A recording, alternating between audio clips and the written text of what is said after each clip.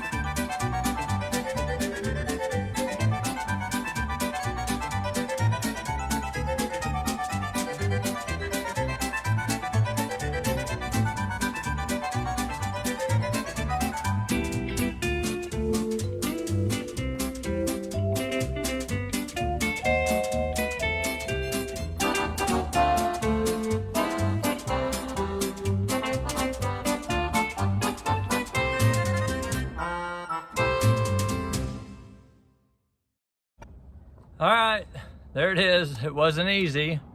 I was readjusting it because it had a little bit of a tilt in it.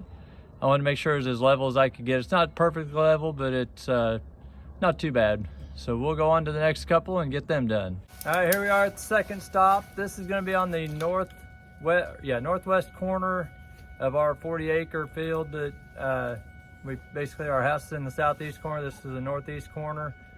So we're probably 350 yards from the hive, the active hive that we have right now. So I'm not gonna bore you with the whole another putting it up. We'll just put it on fast motion and you can watch me struggle with this one as well.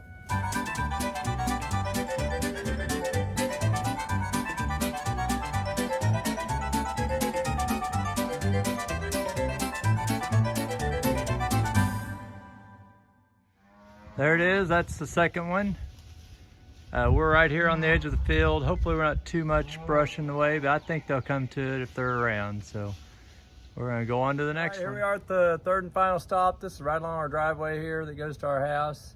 So this will be an easy one to check. My other two, I'm gonna have to make a little special effort to get out to check them. But that's just part of doing business when you're trying to catch a swarm of bees.